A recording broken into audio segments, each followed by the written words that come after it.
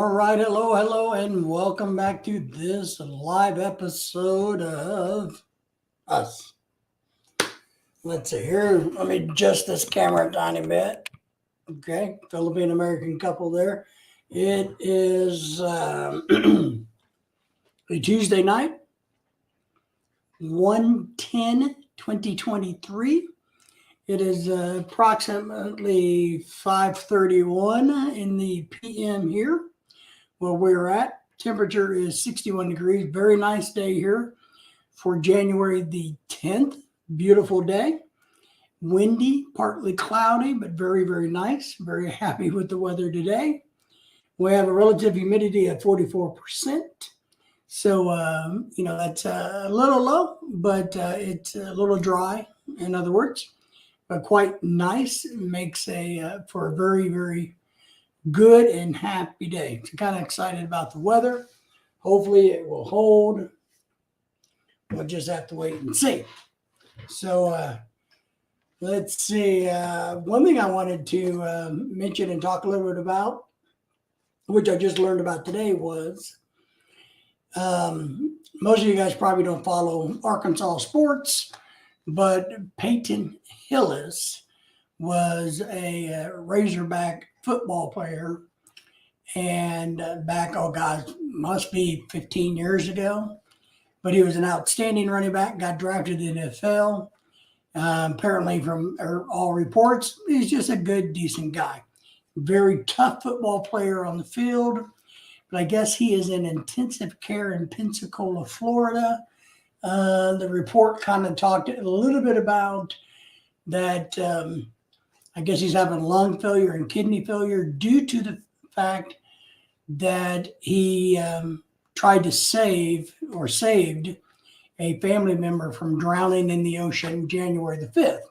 I don't know the whole story. Didn't kind of get the whole, it kind of didn't really talk about the incident. It talked more about I guess he's a part-time coach or a helper here at one of our local high schools.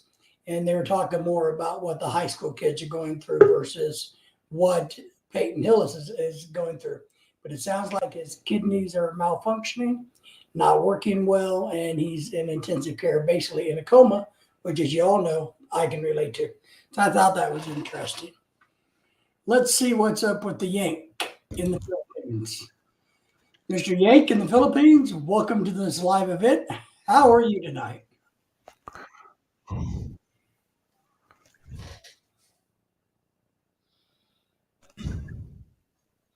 Are you live? You still don't hear me? Now What the hell? I hear you. Okay. You know what I might have did the other day is there's a little button up there above number 4 and the dollar sign. It's F4, and Uh-huh. it mutes your mic. That is correct. So I might have had that down the other day, Oh, wow. Last Friday. Yeah. Well, Yeah. lesson learned, right? Yeah, I bought this new headset here, but I thought I'd be able to hear myself, but apparently not. See, now you're going to become a expert that everybody can come to when they have the same issues, right? Yeah. Um, Share the knowledge that you have But experienced, learned. I just ordered these from Amazon too. I forget what the Oh, they name look good was. on you, at least. Buell or something. But I wanted a pair that I could hear myself, so I won't talk too loud, Right. you know. But this is nothing more. This is a gaming headset, really, but Mhm. still. And one of these days, I'm going to have to buy myself a game for the Nintendo Switch that I got for Lorelei, so I actually have a game too. But yeah, I haven't had time to Oh, is research that too much. my voice sound clear to you? No, you're clear. You're good, man. I I am. mean, yeah, you sound yeah Yeah. healthy, wealthy, and Yeah. healthy, wealthy, and I wise, don't know about the wealthy part, though. or the wise. you You would know. Shit. know, I'm definitely not a wise person. I can tell you that. One thing I've learned over the No, years. you got married. That was the first problem. Yeah, and thinking about marriage, we're going to talk a little bit about that tonight. Uh-oh. We are, and I'll be leaving then. you're married. You can stick around. Yeah, man. Yeah, Yeah. gotta watch the weather here real quick. Hang on. What, all the rain, all the gloom and doom out in California couldn't get enough rain. Now they're getting maybe Lake Mead will fill up by tomorrow or the end of the week. Well, they need it, and I know it's Well, devastating to get it all at one it's time. too much because the ground can only hold so much, and the ground isn't holding anymore. So, Well, and that's what we have to hope for. That with all of this, that they recharge the aquifers. You know, a lot of uh, people don't realize that it's not aqueduct. the lakes What those necessarily aqueduct? our water source. It's the aquifers under the ground that need to be recharged. Aqueduct. Aquifers. Oh, I think that they're talking about tap because it's a federal deal there that they're going to steal some water from Colorado. Yeah, aquifers are basically big holes in the ground that you don't see where I can. water is stored by nature. So mankind drills down into it to get. Well, Hey, Ken, they how are you? Say they hi to. have that in Florida with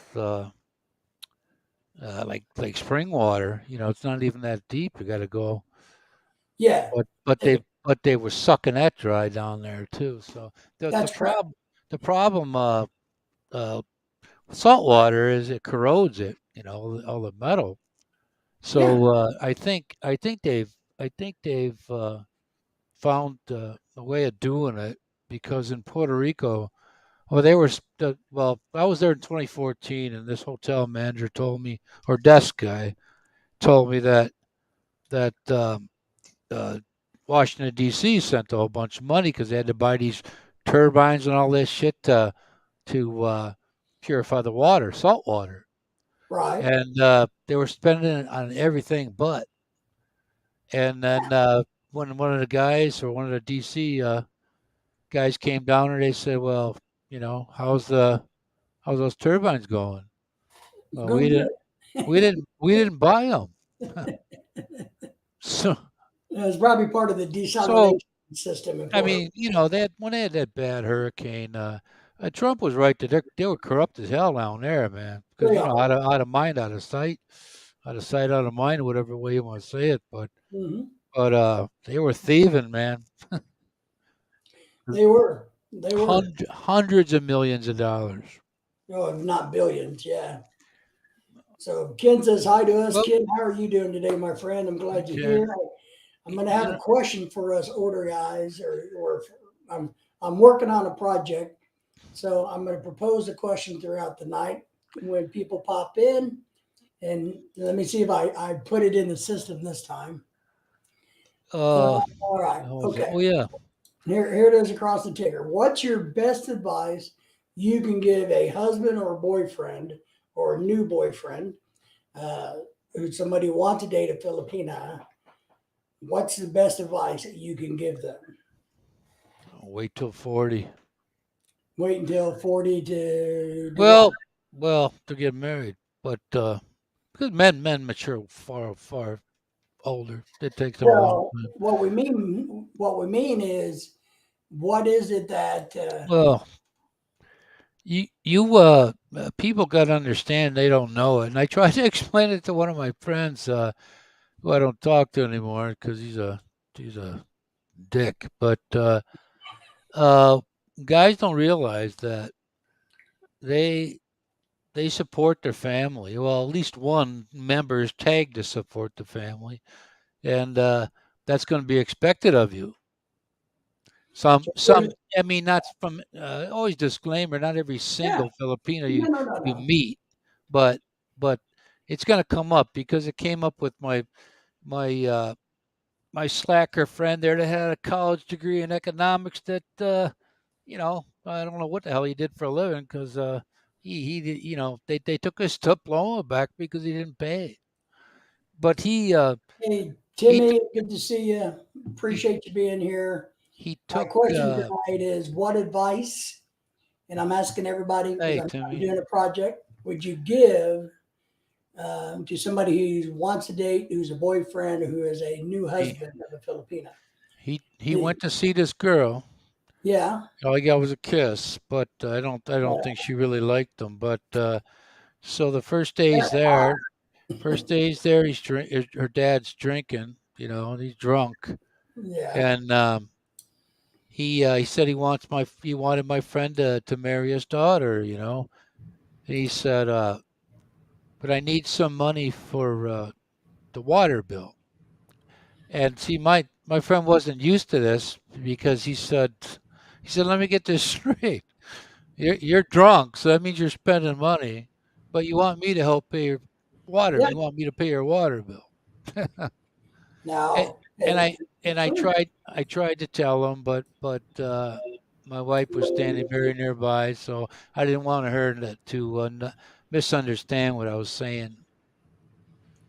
so Ken has dropped the thing in here that says better to learn some of the culture and how it Uh, really works. He agrees uh, with you about helping the family, and I think that's a crucial thing. Ken, is there one or two particular things in your head when you think of the culture that would be very important for somebody who's new to this mm. to know or understand? And everybody, if you didn't know, Timmy's here. She's saying hi to everybody. So everybody say, Hello, please Timmy. say hi. For me, Timmy, I haven't begun to do everything I need to do for my wife and sons, so they'll have something after I'm gone. See, one of my sister-in-laws. I mean, she lays down with a guy to get a kid, and yeah, he's only giving her a little money. He went to Manila to work, but mhm, yet because of her bad decisions, she wants something from me. Now sure, I've had 5 kids. I got 5, and I'm doing for them at least the younger 2 all the time. The right. younger 3. So that's the wrong thing to be asking me. I tell them this: when I'm done doing what I need to do, then I'll let you know. Oh, I understand where you're coming from, in that scenario because we've actually paid money for the birth of children that's not even ours, and I got mad about it and said, "Look, I didn't get her pregnant. Why the hell should Hey, I pay for it?" but when you got able-bodied people sitting around, and one person goes and makes money, and I know Filipinos go overseas and work, right? That did that for Mhm. almost all their child Yeah, growing up. So when they come home, uh, everybody's still sitting around. yeah. And that to me is that's Well, baloney. and not to pick on the Philippines, just make You sure everybody understands that we have deadbeats like that in America too. you don't mind helping out.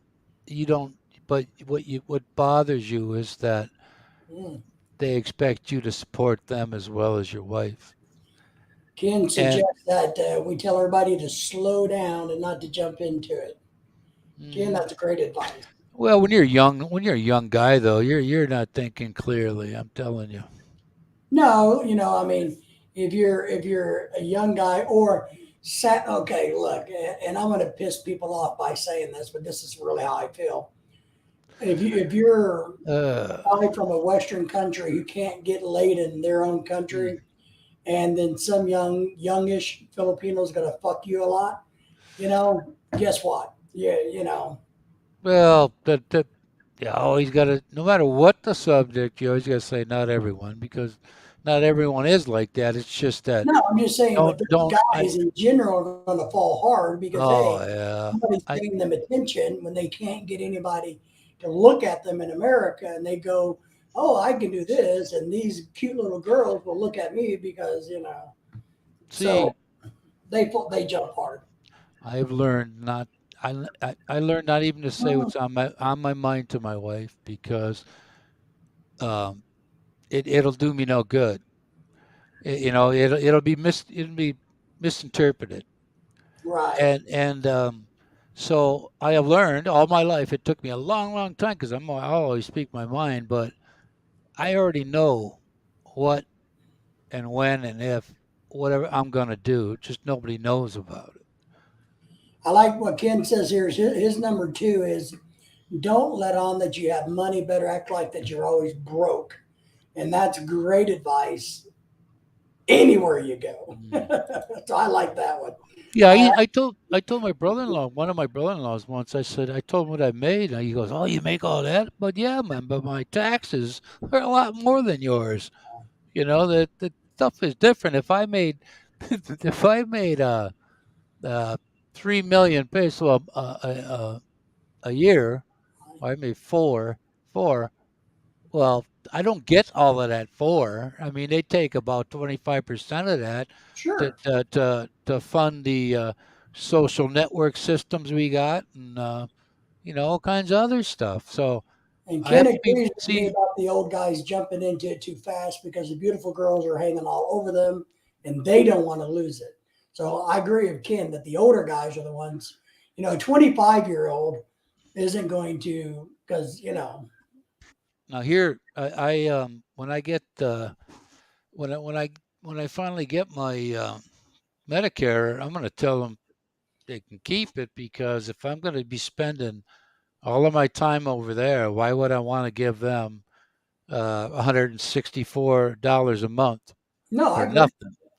So my regular insurance is from my employer is good, but I'm paying double because I left early. So with that money that I would have had taken out of a Medicare deduction and the employer insurance, that'll pay for my private insurance over there, because Yeah. there are many companies over there. But Timmy that said in here that the Philippines has a beautiful cultures and you can't find that in the modern generations. I agree. Or in the developed cities. You can only find them in the oldies my, and the people who live in the countryside. I agree. So let me ask Timmy. Timmy, what advice would you give a newbie to the a Filipino relationship? One piece of really good advice you would give somebody who wants to date somebody like that. mm, So Ken is yeah, saying that even after 5 years, Marine doesn't really know his, yeah, my, which is my very, very, very smart. my wife is from the Good job. province Good job. originally too, Timmy. So, but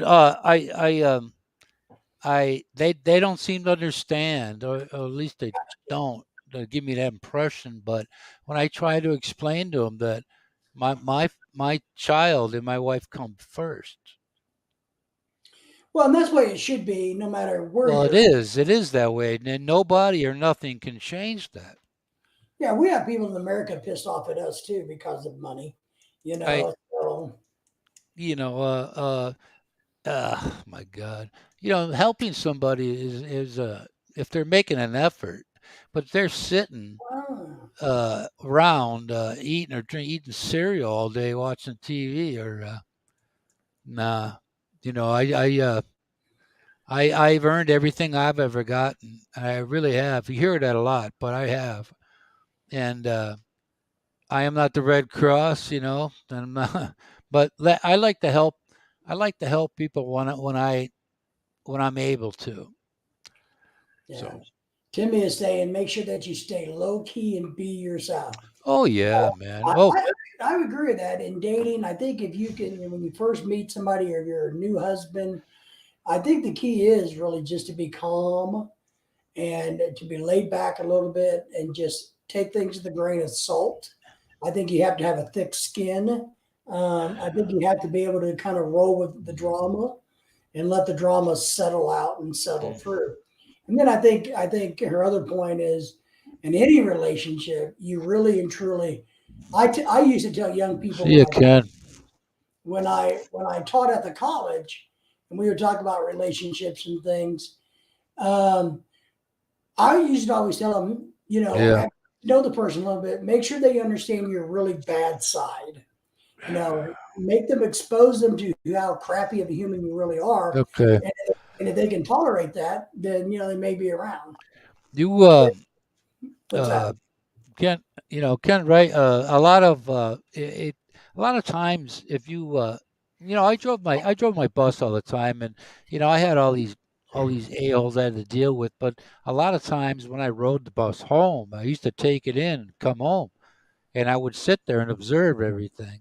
And it's a whole little different, back there amongst everybody else than it is for me, in my world.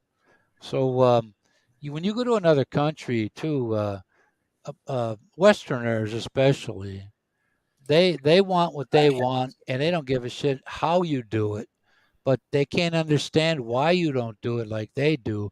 And believe me, when I was there, last January, I got there, and then I came back here in June. I didn't stress about politics, none of that baloney. I never heard a word from any of these a-holes here, and I was happy. My blood pressure was better.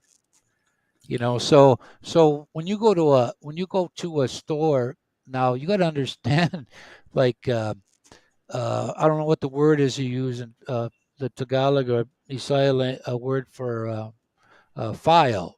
File where you file down, metal, Right. a rat tail file, and all kinds of different. But if they have it, this one case, my friend went in and asked for a file, and if they don't know what you're talking about, they'll say, "Sorry, sir, out of stock." When he could see that one was on the shelf, only they call it something else.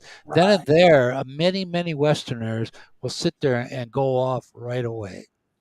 Yeah, you got to have a lot of patience in traveling in general. But here's something that I really like what Timmy is saying. Timmy is and I think this is a tiny bit of a different approach from our question. People in the Philippines have the mindset that if you're a foreigner or working abroad, you have a lot of money. Yeah, man, we've all Well, experienced that. But it always depends on your partner on how or she explains about it to their family. well, So here's the one thing I suggested to guys when you first starting to date somebody. If if like what Timmy is saying here, if that girl truly thinks, hey, my future husband, who I've just met, if her philosophy is you're going to be supporting my family and I'm going to be giving money back every month, then maybe you should skip her and move on to the next one. So you have to find somebody who financially so lines up with your own personal philosophies. If you don't mind sharing your money with the world, mine, you give a butt, you could care. Why not? to me, But my if you wife's in Mindanao, northern Mindanao. And I'll tell you this, and I don't know if she'd be listening to us here, but this is what happened to her. She promised her family she would do whatever for them to get me to do, and I'm the wrong person to be pressuring right, for stuff. Period. So I did give her money. I give her mother a couple thousand actually. What back in the beginning. But hmm what see her one particular, she had a family member complaining to her that you told us he'd do this and that. He's done nothing. She wouldn't promise them that. What my wife tried to do one time, I don't know if I'm glad she wasn't successful, but she doused herself in gasoline, and right, she stood up in the house, and she was going to torture herself because of all the bullshit she was getting from her family or from right. some family members. The And I pressure, know and I know where it came from. So I told them, I said, look, now she's got to take medicine because of her, yeah, the her stress. head's all messed up. I mean, she's like catatonic, but um, you know, she wouldn't be in that state. Well, for one, she promised, though, but sometimes you shouldn't promise people things that you can't. No, I agree, and I think that's kind of the big, huge point that we have to be on the same page. Whether it's about religion or children or finances, you have to be on the same page. So, oh, Timmy was asking where you're watching. You said Mindanao, right? Yeah, yeah, Yeah, and yeah. I don't remember which part you're from. They told Uh, me. I was told about that yeah, messed situation. up. I'm like, Jesus, and I thought to myself, and I told them while I was there. I said, first off, I got to take care of them first before I leave this world because I'll probably go first. And Yeah, I I don't like being pressured. So you know, if you're if people are going to sit there and they say for instance they make fun of you behind your back, yeah, or you hear they're making fun of you, and right. then that same person still expects Help. to get something. Well, you know what? That ain't happening. Well, and I have a general philosophy in Mm. life, and I've been this way since I was a child. I do not reward bad behavior. If Wow. you do something bad, I'm not going to reward you for it. So, like in your situation, if they're talking about me behind my back, I'm sure in the hell not going to reward them with nice And things. well, even if you do, they'll be the last one. But I mean, uh, you can't expect to act like a child and then I agree. there's going to be consequences. There's just going to be. And that's where I said earlier I learned not to say what's on my mind anymore. I So, just do it by my actions. so now, and because I've talked to other guys, and I do think the number one hangup that new people, new dudes Hmm. in this situation need to understand. You think it's the money. You think that's the primary thing. That's the best advice. Ugh. You could only give one tip to a new guy. It would be about the money. Is that what you're saying, Mister Yank? Yeah, yeah. You know what? You could be told all you anybody wants to, but there's one thing you have to have, regardless of your education, and that's common sense. If you don't have common sense, you're not going to take a word of advice that anybody gives you, and Well, you are doomed to be miserable. I think a different way of putting that, which makes great sense to me, is we need to tell these people, Hey, Tim. do not lose your common sense. Well, some folks got got a lot of it, good amount, and some just don't. It Right. depends what kind. I guess. Well, primarily it depends what kind of environment you grow up Hey, in. But Tim, good to see you, my friend. Hey, um, do you have any? What we're doing tonight is we're talking about if you know somebody who wants to enter a relationship with a Filipina, a new husband, new boyfriend, whatever. What advice would you give that person? That's our structure and our hmm, topic tonight. So um, that's what we're doing tonight. But oh yeah, so I agree with you. I think the key is because a lot of guys, especially they can get lost in the emotion, right? So therefore, they may lose their common sense or what they normally would do because everything's going so well in this type of relationship so fast and so easily.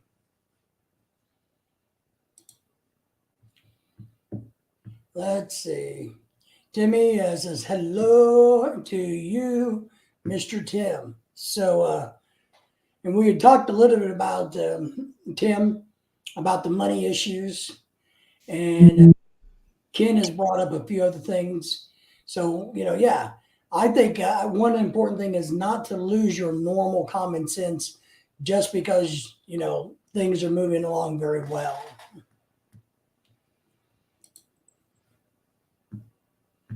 What do you think of that, Mr. Yank? Yeah. And then, so we talked a little bit about, the financial support stuff a lot, which is very, very important. So Tim is talking about don't rush into it and don't act like you're desperate. Ooh, I like that, Tim. I really do. Yeah, we've talked a little bit about this earlier, and Ken kind of brought up the point that, and him and I guess, brought it up, that a lot of the guys that rush into this, and I know, and I said earlier, I'm going to get in trouble for this, but whatever, I don't really care. That a lot of the guys that rush into relationships are ones who can't have a relationship in their own country. So that's why they go to Thailand or Mexico or Belize or Honduras or the Philippines or Malaysia and find a girl from a third world country because nobody in their own country will touch them. So they have a tendency to really jump into it. Maybe the older guy who jumps right into it. I think they have a faster tendency versus somebody who's 25 or 30 years old who has their whole life ahead of them. And, I think they're a little bit more cautious. But what I like what you said, Tim, is for people not to act like they're desperate. I think that is key. Now, and let's be happy to get your follow up on this, Tim. I'm looking at why don't act like you're desperate. Why? If you act like you're desperate, when your opinions, what's the downstream effect of that? So I agree with you. I'm just curious what you guys might think the downstream effect of acting desperate is. All right, Timmy is saying advice the person to be straightforward when it comes to financial because we admit or not, money talks. Now, I agree with you. Honesty in all categories, but especially finances. I know people I know young women who have been totally lied to about the finances of their boyfriend, future husband, crap like that. So I know there's a lot of cases out there where they get married, they're coming here, they think they're going to live in a house and they're living in a trailer.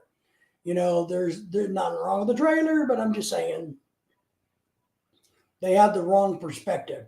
They think they're coming and now, Timmy, what I'd like to throw in on this is I think this kind of goes both ways. So I think the guy has to be I tell him you got to be extremely frugal.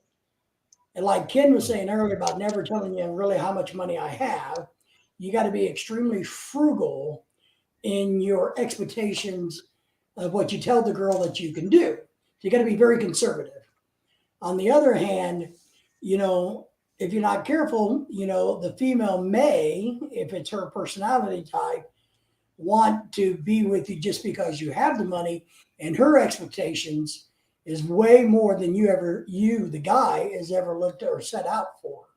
So you got to be on the same page when it comes to being realistic, I think, about that. So, because I've known both ways without question here in the United States. So, but you're right, money talks, whether you like it or not.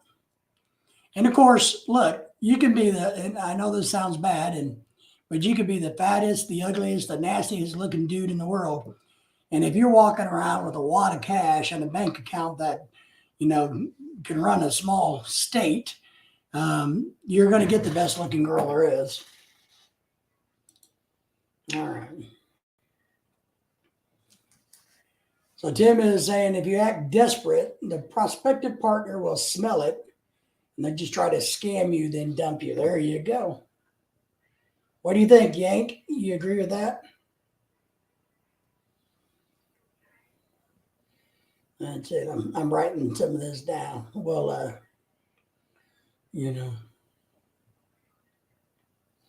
Yeah, you think, Tim, it's more kind of like a dump and run is what I call it. Take advantage of it, get what you can get out of it. And because, you're right, even in normal relationships, you never want to, look, in all of my years, I had a couple stalkers, that were desperate. And there's no way in the world I would have anything to do with, the girl that's sitting outside my office door waiting for me to come to work so she can visit with me. You know what I mean? I mean, it's a little desperate, a little stalkerish, a little crazy. And, and I agree with you. When you come across desperate, or if you are desperate, then that's a problem in itself. And if you are the desperate type of guy, man, you don't need to be dating anybody because it's not going to end well. Same thing with a female. If you're desperate, I've known women, American women, who've been extremely desperate to get married and all of that. And it never really works out too well. There was, and I really like this on TikTok right now, there's a big debate about some girl, and I watched it today, gave her opinion about her thoughts of or I guess, who was it? No, a female wedding photographer who's been doing weddings for years and years told somebody else their philosophy about why and when men are ready to get married. And what they're talking about, and this TikTok video has, I don't know, like 15 million views already, and it's raising a debate. And basically, the debate is it doesn't matter the girl when a guy is ready to get married, is what this photographer, a wedding photographer, has noticed over all of the weddings. When the dude is ready to get married, he will marry whatever girl's in front of him. So there's a lot of people that agree with that. A lot of people don't agree with that. I don't agree with that at all. But I think it's a great concept, and maybe it's both. Maybe it's half true and half agree, half not. I don't know. It makes logical sense that because women kind of do this, from my understanding, a lot of women, if they're ready to get married, that's what they're doing. They're husband hunting. And if they get one that's halfway decent, they're not going to pass them up. So I don't think it's just a man thing, what the girl's talking about, but it sounds like it's just maybe it's a normal thing. I don't know. Maybe it's a normal process. But I think if you're desperate, whether you're man or woman, that's not going to go so well for you guys. Not so well. So acting desperate is never a very good thing at all. But I saw that very interesting today. So, and I've been working on a little project for. David, Yes, sir. my microphone is acting up again. I had to plug the headset back. I would have gladly responded to you, but I couldn't. Well, we need to get you up to speed in technology, there, young man. Yeah, I only got a few more visits. My kid coming over here to do stuff with me here, but Yeah, I but don't know what I did. let's see. I can. The speaker works on this laptop, but the microphone doesn't. So Timmy, I let don't me know tell what you. I. I like Timmy's Uh, statement. I don't know, Yank, if you've experienced uh, this in your life. You know what kind of person mm. you're talking to, or when she first asked, or they first ask. You know what kind of job or work do you do? Because in the back of the head, they're computing numbers. Now, look, I've been No, on dates. mine never Right. asked me those questions. But I used to be on this. I used to do this morning route, and I'd park in this McDonald's lot, and there was a young Asian-looking lady. I said, "Hey, you Filipino?" Yeah, and she, after a couple of times of going in there, she'd say, "Well, what do you got? Like a government job?" You know? Oh, because that's pension. And I thought to myself, "Oh man, I gotta go." I never went back because I already have a wife. So But no, Timmy, I agree with you. I've actually, oh, um, oh, technically, let me get this squared away. Just make mm, the wife happy. I've never ever dated another girl but my wife in my whole entire life. But mm, let's just say hypothetically, there may have been times hypothetically that a guy could have went on dates, and that's one of the first things out of their mouths is, well, what do you do for a living? Do you own your own home? And this is American women, not Filipinos. Mm. So and those are gigantic red flags. So to your point, I think if the person's digging for your financial information, it's a huge red flag. You agree, Mr. Yank? Yeah, sure. Yeah. And that's one thing I'll say. Lorelai knew nothing about my finances until we had to do the K-1 visa paperwork. There we go. That was the first time she knew how much I made or how poor I was or anything like that. So, but that's an interesting one. Well, It's about well, the house. Yeah. Ken agrees with Tim about never act of desperation. I agree with that. Blow them off. oh, you do, huh? Well, I don't do anything because remember, I've never, Uh-huh. I've never even seen a girl until I met my wife. What's that?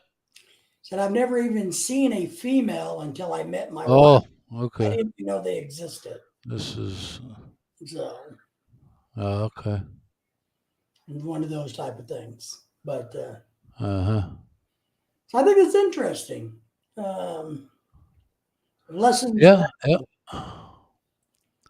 Lessons learned. So what other Yeah. lessons? You know, there's lots of guys that go, "Oh man, I could never get this and that." Well, there's a lot of us here that if we didn't have the background we have, we wouldn't have who we have. Surely it'd be almost impossible to get them here in America. Yeah, yeah, it's not the easiest thing to do. I mean, I've talked to a lot of guys over the years that have to have a sponsor, and all these other ways to get their spouses here. And Mm. I know a lot of guys that have taken years. I know some guys that are right now currently just kind of hoping and waiting. If their spouse shows up, they show up, and I don't think a couple of them I know really give a rat's butt if their wife makes it to the United States or not. Well, they're here, and she's there. So I know the guys that are doing that. You do, huh? I do. Mm. I don't know why they got married then. That's a good question. I mean, if you're not gonna, I mean, I know one guy who hasn't seen his wife in almost 4 years. Oh boy, why? So, and Why is that? what's that? Why is that? That's a good question.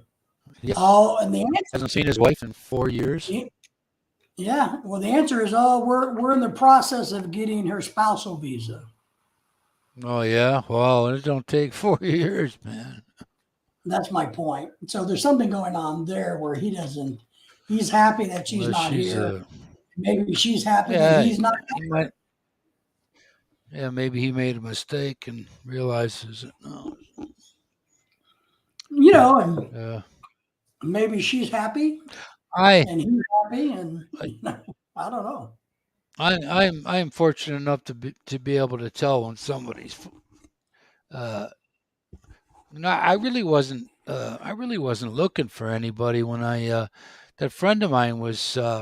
He had these LDRs all the time, and I thought to myself, well, I'm going to go look because I had no plans of getting married. Period, none. And I thought, well, if I was, I'd want a family type woman. So I'm looking at them, Then I picked the one I have right now. I mean, I could have had somebody that was 18 years old, but after the thrill of that being that young gets over, it's like raising another child, and I had no desire to do that. Yeah, Tim says, hold on to your money like a good poker hand, close to your vest. Yeah, Ken agrees with you on that one. So the money issues is gigantic. So part of one thing I have on my list of telling these people, these men, not young men, but I mean young in to the Filipino community, so to speak, is don't get into these fake relationships. Don't do the whole pretend girlfriend, fiance bullshit relationships. You know, you either or you're either going to do it or you're not going to do it. But if when it comes time to you either kind of got to shit or get off the pot. Is kind of my point because I don't think it's good for either one of you long term. So that's one thing I tell people. I recommend to guys that come up and say, "Hey, I like to date and somebody from Thailand or the Philippines or wherever." And my advice is, Yeah, okay, yeah. well, don't don't just sit around and do it for years. Get after it and do it. Well, some people are hesitant for a lot of reasons. Some people don't have the brain power. I'm telling you, man. And not everybody's the same. It's just Oh, not. absolutely. There's a I know lot. I'm not saying that anybody. I'm not a Rhodes Scholar by any means, but there are folks out there that are dumber than I am. Yes. And no matter what you tell them, yeah, including the host here, shit. So, um, you know, I was telling I heard a story once from a guy that moved back to America. I think his Ooh, businesses and all that ran its course. So he came back here and he said that one of his writers, because he had a newsletter he put out, and one of his contributors was an elderly guy. He's like in his 70s. Him and his wife been married for years, and they had this. I don't know if this female Filipino was. Part of the family or a niece or a great niece of hers, or his wife's or what. But they were. He wrote. He was talking, and he said that this guy was treating her like total garbage. I mean, she was like 19 years old, and he was 40. He's ordering her around like a dog, and he's talking. And the guy got really upset. He wanted to punch him because he was, and the woman just sat there and didn't say nothing because that might be all her only opportunity to help support her family. But this guy was just a total asshole towards this young lady. So I it's like what probably. Tim said. Let's see what Tim says here. Tim says also if you're new in the relationship, don't post everything on social media.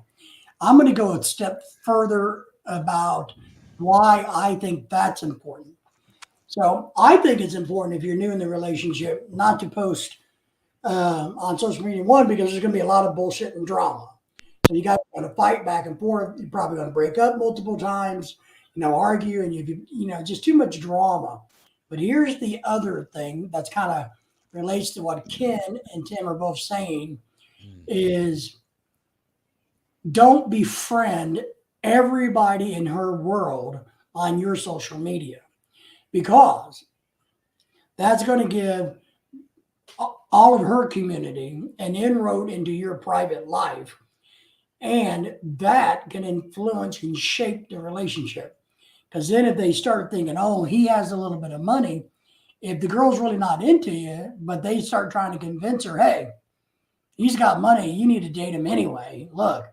So I think you got to be really careful about social media, what you post, but also friending her circle. And I think it goes the same way. You don't want, if I was the girl, I don't want to go out there and friend all of his friends. One, I think you shouldn't do that as a couple anyway. I think that's kind of creepy, but whatever.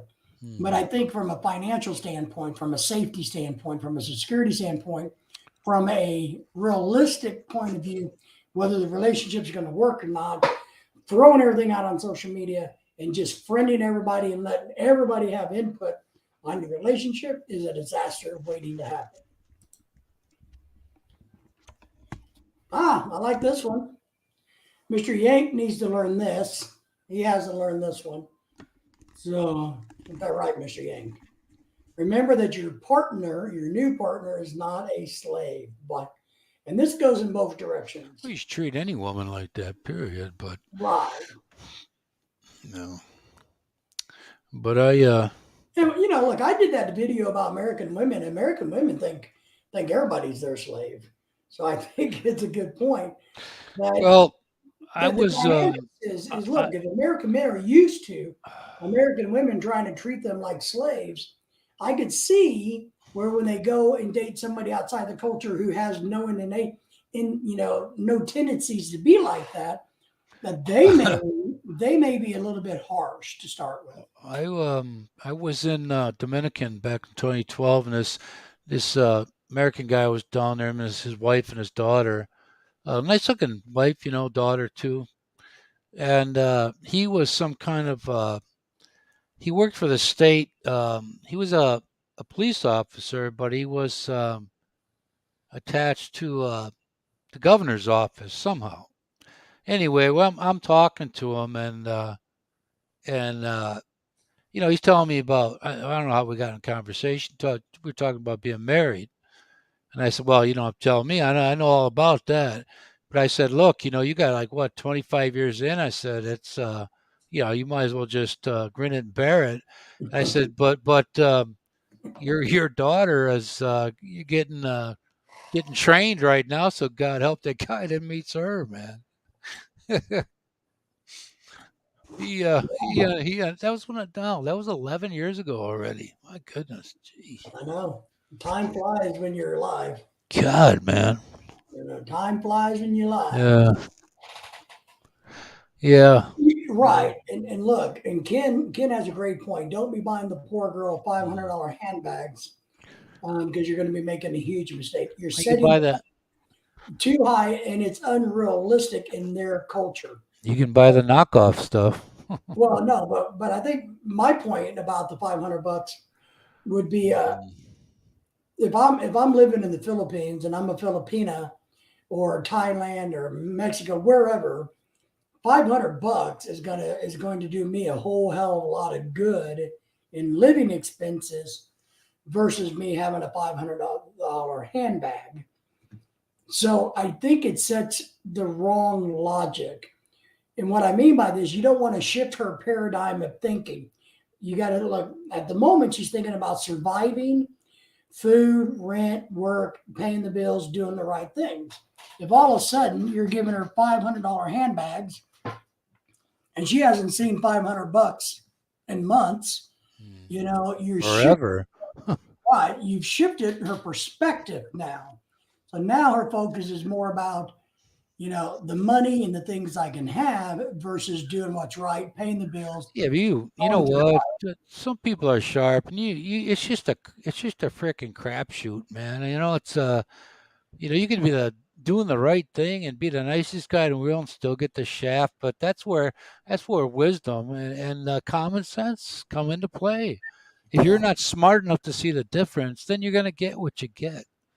You know, I, it is. I don't I don't tell people not to do something because I don't want to see them happy. I'm just telling them this is part of it. This is part of life. It is. It's not as it's not everything's fairy tale stuff. If you think you're going to feel like you did day one when you're on day 15,000, man, it may not be that good. That's You know, right. That's right. it's just you have to have sense enough to know when it's not good, when they're full of shit, you know. And Right. if you don't have enough of that, what did Mark Twain said? He said all the evidence in the world will never persuade an idiot. you know, That's right. you You know, know. Not, yeah, I agree. no, he said no evidence. Not all the evidence in the world can persuade an idiot that he's wrong. Oh, absolutely. You But if know. you're, but if you're a poor person in a third world country, and all of a sudden you got a $500 handbag, or you got somebody who can financially support you in that level, you no longer have to work, or you don't have to worry about making ends meet. Well, You don't have to worry about these things. So you got to be the guys have to be careful that if they set their wives up too high in their home countries, that when they come here to the United States, they're going to expect the same thing. And we all know that living in the United States is not like living in the Philippines. It's more expensive. Everybody has to work here. hell, everything's getting up You there got all to over you the got to world put it. now. We do the same, Tim. We've but established a very strict rule, and I only give money, birthdays, holidays, and unfortunately over the years, major crises that we didn't have anything. We had no ownership in their crises, but you know, go ahead, Yank. I forgot already. Oh yeah. Uh, if you got enough money, it's not gonna it doesn't matter what you spend on there or here, because if you've got a lot of money, it's not gonna bother you. Well, sure, but most people don't have. Most of us are not in the 10%. We're in the 90%, and some of us, like me, are down in the, uh, poor people's house. So yeah, Tim is trying to y- get a strong personality woman. Yeah, I agree. You want somebody who has a backbone, is what we call it. They are the easiest in maintenance. Don't settle for an easy, jobless woman. I agree. One thing I was impressed about when I met my wife, she actually had a job, she had a plan, and she was executing it. If she would have been some of the ones that I know personally now, who basically are sitting around waiting and doing nothing, wouldn't have happened. Don't well, rush it. I can tell you from my because I this is my third time being I'm a three-time loser, so this is my third and last one. So the reason the other two is have my father's a bad example on how to be. You know, it's like you want him here, then you don't want him here. It's just I had to teach myself, and he never changed. So he never understood any of that stuff. He thought everything he was doing was perfectly fine. Yeah. Tim, your point here, Tim says never give a loan to the family. They will never give it back. No. They think it's a gift. But let me expand upon that, Tim. I look at, and I do this here in the United States. I don't ever loan anybody money because I know I'm not going to get it back. So if I'm going to give any money, then I just give it. And I know whether they say, yeah, I'll pay you back, family members, American or Filipino, it doesn't matter. I know they're all full of shit and they're never going to give me the money back. So when I loan money, yeah, I sure do wish they would pay it back. But I go in and thinking, I lost the money, it's gone, I will never see it again. And that makes me happy, or makes me live with it easier when I lose, shitloads of money to family members. So, all right.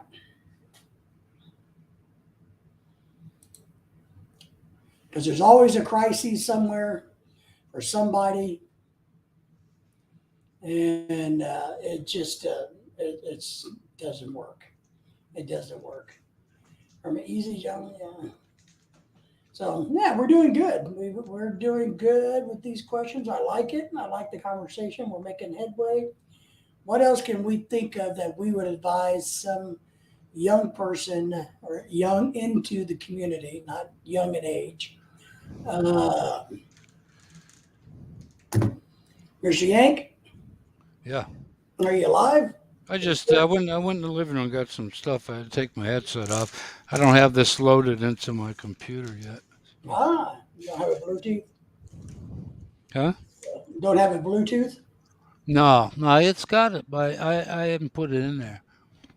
Yeah, exactly what I'm saying, Tim, is don't give, only give what you can afford to lose, because that's, it's a loss. Yeah, people. I just like everybody to know there are going to be consequences for stealing from me.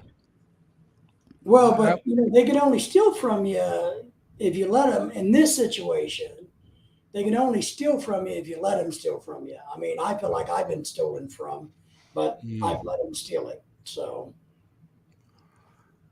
But I'm in a good. If I wouldn't have had if I wouldn't have had the things happen to me that happened to me in my life, I wouldn't be sitting here tonight. So sure, uh, I'm uh, I'm glad I'm happy with the children I've had. You good. know, I can't go back and change the uh, But here's person a or question anything, but for you, Mr. Yank, mm, and this comes back from a question many years ago in my world. oh, So you said that you're very happy with the children that you have. Mm-hmm. Here's my question: are your children happy with the father that they have? Yeah, all but one. Because, you know, it kind My of, hey, no matter how I was with any of the wives I was married to, I was always a better, way better. I was always a way better dad than my dad ever was. My oldest daughter's the only one that I ever had to spank.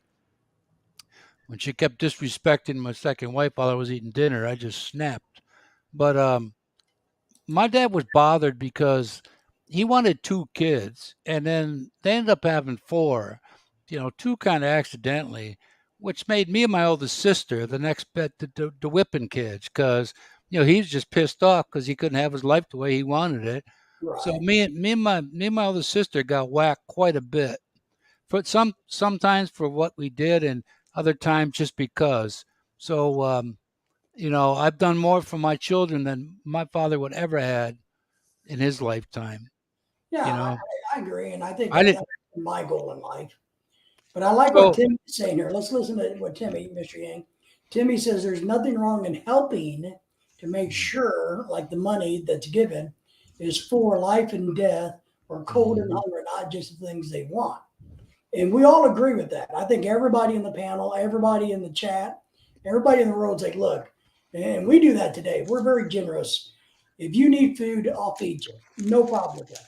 But here's where I come from, Timmy, and I think a lot of Americans are this personality is if you need food, if you need money for food because you spend all your money on beer, eh, and if you have children and you drink it all up on alcohol and you go, oh, but my poor babies are going to suffer. They have no food to eat. Well, you know, that's not my problem. You drink it. You should have used your money for feeding your children. Yeah. But I mean, everybody would feed anybody that I know. I don't know anybody. I'm not going to let somebody starve or be homeless unless they did it to themselves.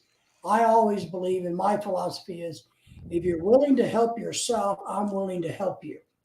But if you're just wanting my help, you Yeah, can they're kiss gonna help. They're gonna help themselves. You. right. You can just kiss my big old butt, you know. So it just ain't gonna happen, you know. But And I did this with students. I had students who wanted to be babied. I'm like, oh, you're not even doing the damn work. Why do you want me to tutor you? You just want the easy way out. I got family members that way. I've my known tons of people my that way. when I snapped back at my dad once, he said, "Why do you guys talk to me like that?" I said, "What do you forget? You used to talk to us like that all the time. So Yeah, why you seem so hurt? You should have been me and be a 5-year-old kid and have your dad whip the crap out of you because you said the N word when you don't even know what that is. You're 5 years old." yeah. I That, think that was that was the first traumatic experience I ever had, and I never forgot that. I'll just tell you, my dad was not a good father. He said, well, I did the best I could, and I would tell him, well, your best sucked. So don't be proud of doing a shitty job. But one time, and I got a lot of brothers and sisters, and some of them got in trouble. And one time, 4 or 5 years before he died, he told me, like, oh, your brother called me today and apologized for all the bad things he did to me. And I'm like, did you apologize to him for all the shit you did to him? And he's like, oh, he asked me to forgive him. I said, do you know why that person asked you to forgive them? It's for they can move on, so that they Hmm. can heal. Did you ask him to forgive you for all the bullshit you put him for? Oh no. And I said, and that's the problem. As big of an asshole as my father was, I still have a problem with. See, he died 2 years ago, and it still upsets me. That he died? That see what happens is Right. what happens is um, all your life, no matter how old you are, as long as that person's alive, in your subconscious, you think things are going to be made right, someday, and then when they're dead, that's the that ain't happening. Ain't Right. even there's no chance.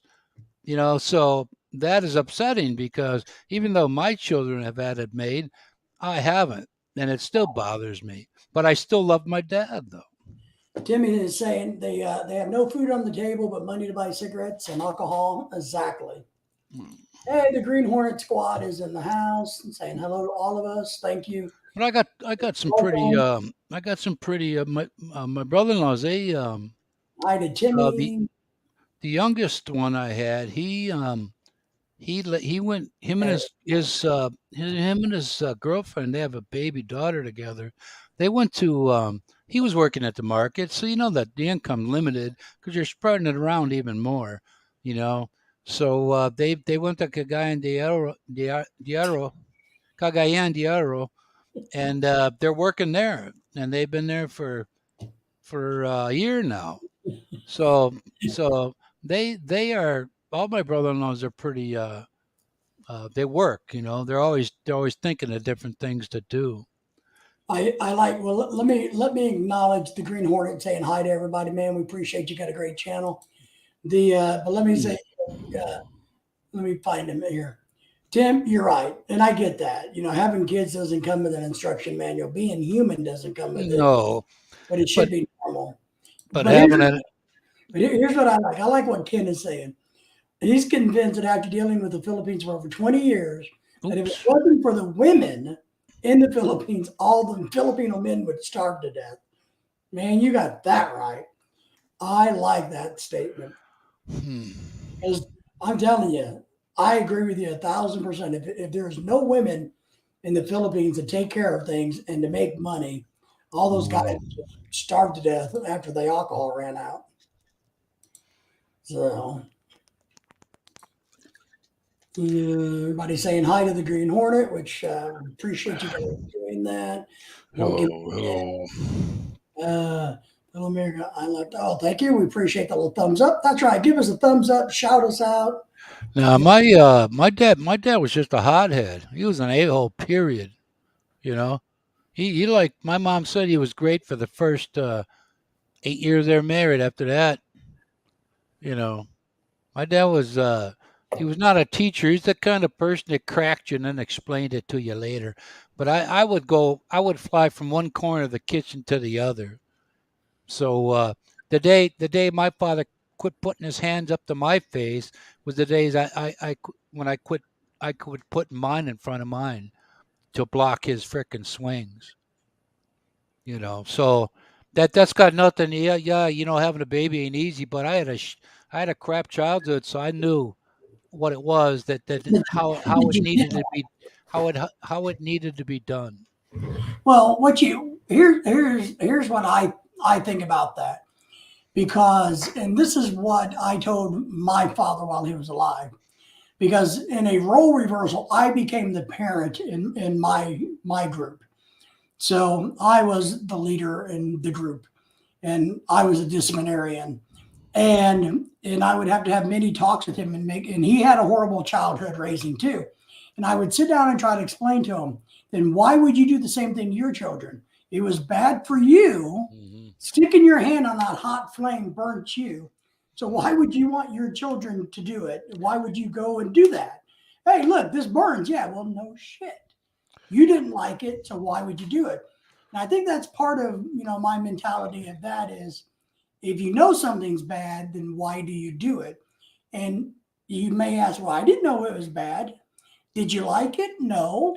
Well, then it was bad. See, I had a great my uncle and my auntie. I lived with them once. My dad did it when he was a kid, you know, because my our uncle, my grandfather wasn't, you know, he was out of it. He couldn't work no more, you know. So my uncle helped out, and I went. You know, my dad went to live with them. So I wanted to do the same thing. My aunt and uncle were better parents to me than my parents are. They ever Mhm. were. I mean, they. My uncle was the kind of guy where he didn't tolerate stealing. You know what? If he only had to tell you one time, and you just knew that you knew better than to deny him because you respected him. And if he had to tell you something twice, he was coming upstairs with the belt, you know. I And like my uncle stood up for me once. I was always into stuff, and my auntie accused me of something one day. Now my aunt, she's not my blood relative, but she's complaining about something. I said, Auntie, I swear to God, I didn't do it. And she kept going on and on. And my uncle got up on, he always had the ear up to all what was going on. He came in the kitchen. He said, "You leave him alone. You've been picking on him since he got here." Now she listened to him because when they were early on when they were married, he used to smack her around because where he come from, you didn't disrespect your husband or talk back. That's it. Yeah. And after my experiences with my aunt, I can see how and why some of that happened.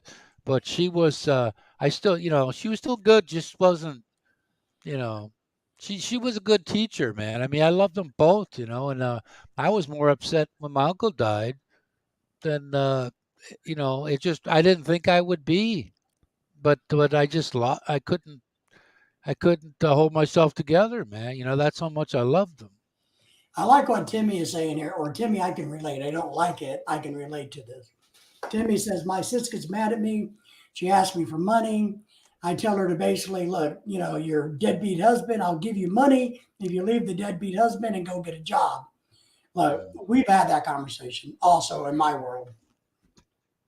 And now Timmy says, of course, she's quit talking to her. The funny thing is, in my world, how family won't talk to you, unless you have something that they can get from you. We have that on both sides of the Hey, fight, so to speak. Hey, it sucks doing anything for a living regardless. I mean, I don't know hardly anybody that loved what they were doing from the start. I surely didn't. I hated it. I used to fight it every step of the way. But because I stuck with it, I was able to retire early and I have what I have. So when I hear men on here on YouTube from foreign men living and they're boohooing about this, that, and the other thing. And I'm thinking to myself, why don't you be a man and go back to your country, make a little money for a year, and then come back? Yeah, Because everybody needs to work and pay their way. because it's not about him anymore. It's about his kids and his wife. Yeah, the Green Hornet sympathizes with Timmy. You know, Mm. it's sad how family does that. And of course, Timmy says, "No worries. I know sometimes we can't help better, but I do think you got to put boundaries in place, and that's one of those boundaries. And whether somebody likes it or not, at some point they may wake up and realize I know she's telling the truth. I know what she's saying is the truth, and this is what I should do, and it's the only right thing to do. And it may give them the courage to do the right thing down the road. It may take them a lot longer, but you're Yeah. continuing to encourage people to Yeah. do the right thing, to pay their own way, to Hmm. make their own way in life is crucial to happiness. I know people, and I won't say names, of course, but I know people that are spending thousands upon thousands of dollars a year taking care of Yeah. extended family members, and it's not good for the extended family member because they know that they can get away with it and they don't really have to earn their place in life. No, the youngest brother, like I was saying, the youngest brother-in-law I got, he's got a young girl and a baby girl, and he took it upon himself. They probably talked about it, and they went to Cagayan de Oro to make money because there's a lot of good employers there, big Mhm. name companies. And he knew him and they both knew. He's working at the bottom here. He's got his mother to share money with. He's got another sister or two. I got one sister. They both work. They all work, but one Mhm. in particular is business smart like her mother. And I said, you're more like her than you think. You don't think you're that way, but you do. You are. So her husband should be glad that he has a wife like that. Well, one thing I was talking to somebody about is why do women or men stay with a bad partner? And Mm. and I've told them in the past one of the reasons is because it's Financial. it's easy, Timmy. it's easy for that good partner to stay with the bad partner because it's the fear of the unknown. It's the comfort of what they got. Yeah, I got a husband and he's a piece of shit, but I got a husband and he's a piece of shit. I'm used to that. What What if a I got rid of him and got a different guy? comfortable with them. Right, I'm comfortable with the garbage, and that happens a lot. Both sides Uh, of the coin. there are a lot of people, but not me, that they want it all right off the bat. We had a new employee come in, this lady, and I don't even know how old she was. See, when I got into what's called call duty at work, which meant if I went in at noon and the last sign up was 6:30, I got time and a half for the 6.5 hours plus what the run paid and the spread time. So I made a lot of money the last 3 4 years I was there, and I had to wait my time. Guys retired and or quit, so it was my turn. And she was in the door probably 2 months, and she seemed to get pissed off because I was making what I was making. I said, "Hey, it took me 16 years to get there, so you got 2 months. You got nothing to say." Yeah, I like what Ken says, of course. Give a man a fish, you'll help him for a day. Teach a yeah, man to fish, you'll help him for life. I've heard that before. That's one of the biggest philosophies I had in education. Is I'm going to teach you how to be better, how to make more money, and how to support yourself. That's my primary goal. I It's like helping people who want to be helped. I If you want to be helped, we'll help you, but I'm going to teach you how to not need help. yeah. I, I tell all the female friends I've had. I've had more female friends than male in my life, and I tell all of them always, even today, I said, don't ever have to depend on anybody, because Anybody. what a lot of people stick around for is the financial reasons. It So is. if you're equal to or making more, and that guy wants to, two-way street here, but if that guy wants to act like an idiot, he's out of here, man. You don't got to deal with that no more. Hey, I know a couple that's been married 30, 32, 33 years, Mm, and he has a lot of money. He's made a lot of money, and his wife wants a divorce horribly bad. But the life and she puts up with abuse, physical, mental, and psychological, all of the above, because she doesn't want to lose her standard of living. mm. And I've told her, I said, because she complained, wants a divorce so bad. Like, well, you either got to shit or get off the pot. You say you want to do this, but you're not willing to do it because you're afraid of giving up the Mercedes and the diamonds. And so it's a trade off. What do you want? Do you want the luxury cars and trips and tolerate a bad husband? Or do you want to have a better quality of life and have maybe less money? And for a lot of people, it's the money. It's like, oh, okay, I'll take the abuse and the bullshit for the money. I'll stick around I for the money because it's comfortable. I have seen other people over there by.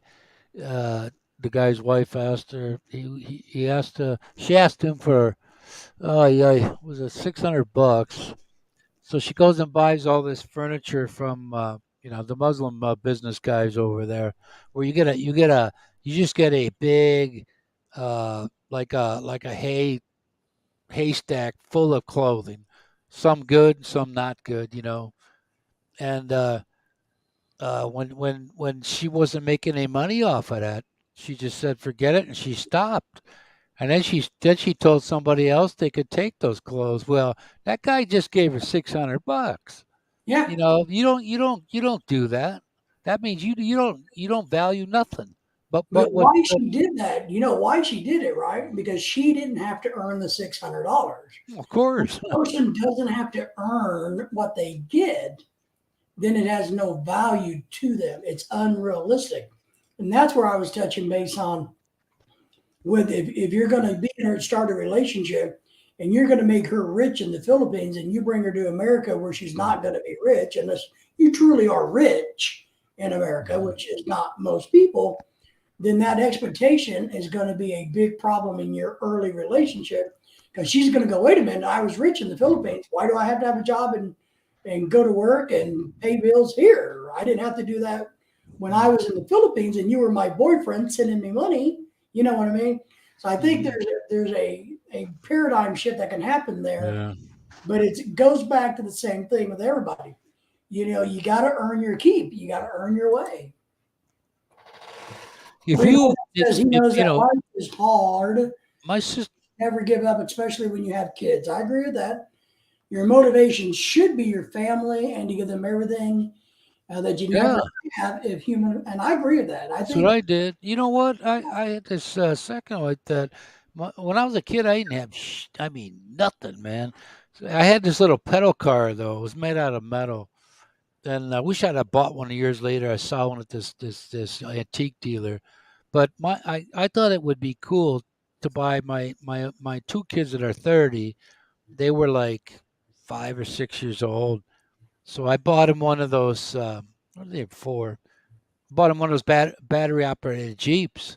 You know, at the time, I think those were 150 bucks, and mhm. their mother was bitching about it. Why you doing that? And I said, well, we both make good money. We don't spoil them though. So this is something I would have liked to have had. You know, so I know I would have got a lot of enjoyment out of it, like they did too. But No, I agree. You know, part of it and to touch on a mm, little bit earlier is that's cool too. when when you're raising kids and you just keep having children that you can't afford to have, that's a problem for me. That's a rub. I'm like, look, but you expect me to help you, but But you you have know more what than though? you can afford. You work harder.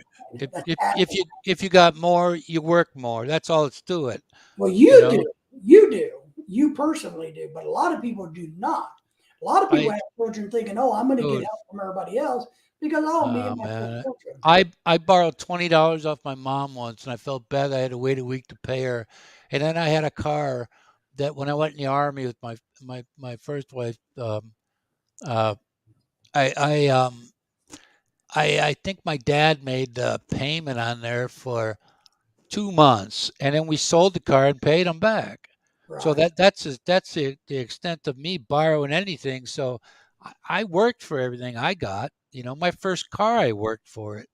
My dad had to get a muffler on it. My dad took it to the shop, and I'm at school. He comes to school, and he's sitting behind the wheel, and I thought that's my freaking car, man. I said, you know, he had the window up. I'm sure he could read my list, but I told him, get the f out of here. You know, you go sit on the other side. Yeah, good. Tim says that his girlfriend has a full time job and pays all of her expenses. Yeah, Lorelai has a full time job and always has. My wife, you know, she's always pulled her weight. Ken says he agrees with Mr. Green. And Mr. I, Green says, "Thank you, buddy. Of I've course you got do. Of course you agree with me. I'm the Green Hornet Squad. Come on." I got 545 square meters, and I'm gonna do something there, either with the water, because you can get they all process different waters. I think the cheapest one to do is mineral. That's about 1,500 bucks, or it was, you know, the last couple of years. But then get chickens too. You know, you can eat some of them. So you know, I could have went down to Makati or something. You know, I like it down. I like it anywhere there. I can live anywhere, anywhere in the Philippines, country, province, whatever you want, city. We where our land is just a little bit outside the city limit, just probably a 15-minute ride. And then two of my I got the uh, brother-in-law and sister-in-law that live 7 minutes walking distance away. You know, something like that. So we're all close, you know. That's So good. my son's cousin, that's his same age. She's a girl, but you know they have each other, and then the other guys are about 3 years younger. But this Seventh Day Evangelist Church is down the street. But my son walked in on there and said hello one time during one of their church, whatever they do. I don't know, Service. but service. Yeah, he walked right in there and said hello to everybody. But she didn't even know he got out the house. You know. Oh no. Well, at least he's a friendly kid, you know. Hey, He hey. is, man. He loves everything and everybody, man. You know, he's like my other son. It's amazing my other son would do certain things. He wanted everybody over at our house, because he wanted everybody to, you know, Yeah. to play. Well, my youngest son is 7. He's the same way. I remember when my oldest son was like 6 years old, and he run out to the street because he's older kids, about 14 years old, riding their bikes, and he's saying hi. And my youngest son did that too. Same thing. He's a bit too trusting though, but Yeah. Tim he, says that he doesn't like the cities and he moved there to relax. You yeah. know, the weird thing is, my personality is I can't, relaxing is difficult for me. Hmm. I need to be stimulated. I need shit to Oh, do. stimulated, huh? I do, and Uh-oh. I need to think. I need to process. Look, I want to be involved. You hey, know. as long as I don't have to work anymore, I can be relaxed anywhere Yeah, I because I could. don't I don't have to go. Well, I got 2 weeks, then I got to go back to work for another 20 years. Mhm. That just takes a shitload off my mind. I got all day to walk where I need to go all day if I choose to take all Yeah, day. we've talked about this. I miss work. I mean, Yeah, man, but I uh, I hate not having a I career. that's why I was my wife did want to sell the land we had, but well, I did too. But there's enough around there that I can putz around. That's good, and that's You as know, long, see, that's being stimulated. If you have things see, that you can do, then that's good for your soul and your mind. my I think of myself. I think of my wife and my son. I don't think about myself. Otherwise, I'd be living wherever I wanted to live, not giving a shit what happened to them after I was dead. Hmm. And you know, I'm responsible for that. So, Tim's 15 minutes from the mall, 20 minutes from the are you international you airport. talking about walking or driving? Well, I don't know. You know, are you talking about American minutes or Filipino minutes? Dude, you know what? I mean, I know there's bad people all over the world, and there is, and in our countries are no exception. But No, as a whole, the society in the Philippines is a lot more family oriented and kinder, like it used to be here. no, And you'll I think find you'll find more people smiling at you and saying hello just to be saying it. Yeah, uh, you won't get that here. They'll look at you like, "What the hell's wrong with this guy?" Ken says that he's not going to miss his job after 37 years. Not Dude, for a second. I He's not going retired. to give it a second thought. I retired early. I'm 61 now. I retired when I was 59, and I thought, well, how come some of these other retirees never come back? Because we all know each other for a lot of years, and I haven't been back once because, yeah, oh, minutes and driving, huh? So yeah, American minutes and driving. See, he's Hey, talking about American minutes. hey, But Filipino time, that's probably 2 hours. I gotta walk as much as I can before I'm laying horizontal, So, Ken, it's the fact that I was mm, happy not to be around a lot of the people I worked with, because of the drama and the bullshit and the politics, but actually being productive like I was, what I did in my career. I greatly miss that aspect, but not dealing with the people. So Ken is 57. You're going out at 59. You got 2 more years, right? Because you had a birthday here recently. 59, huh? So he's 50, going to go out at 59. Yeah, I was, when I Are worked. you, Ken, are you getting ready? I mean, do you have like a 2 or 3 year plan where you know what you're selling, what you're doing? I mean, I'm sure you have, because I know you're a smart guy. Get a So general idea, anyways. yeah, I know he knows where he's going. So I know that for sure. Yeah, But yeah, I worked in a factory where I didn't realize it. My father worked there too, and a couple of my cousins did. Nobody's there anymore, but I that pension only paid $800 a month, and when I had 15 years in, and they started moving jobs to outsourcing to Mexico first off, and then China. Um, I had 15 years, and I didn't know anything about that $800 till later. And then when I got the job I had retired from, now I did that for 20, and I now get a little more than doubled my money plus better insurance. So, but while I was working it, there's a lot of sacrifices, the family time. I drive down the road and I'd see people at the park having fun. Here I am driving this freaking bus.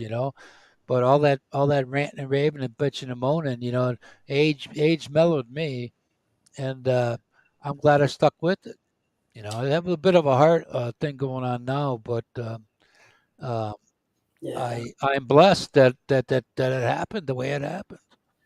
Ken says that after 37 years of selling cars, that he is wore down due to the high stress. Man, I couldn't. What's that? I got a brother who's a professional salesman, and Oh man. I just couldn't imagine doing Every that. anything when I was in the factory, it was just a grind, just to do that. I mean, golly, man. I don't know if it's Sixty uh, hours. probably because I ran most all the machines as a production worker in the entire plant. And some of them were easy to fix for me because I was a setup guy the last 5 years I was there because I worked on them, so I knew what made them tick. And I got to tell you the story though. We got these guys that are mechanics, machine repair builder.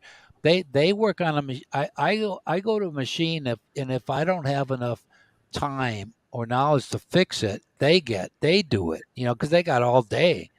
So one time we had this machine that had it was called a three auto lock body press kick, and it had a table, and the lock the one with bolt feeder would feed the lock body in there, and then the other bolt feeder would send the shackles down. Then you had a kick plate, and it hit the kick plate, and kept going and going and going. So every day, every shift, we kept getting a call down there because uh, actuators, like a uniplace, it was called, and it was little fingers, top bottom, release the shackle, hold the neck, hold it back, the next one. And what was happening is these things were breaking every day. Now I got a high school education only, right?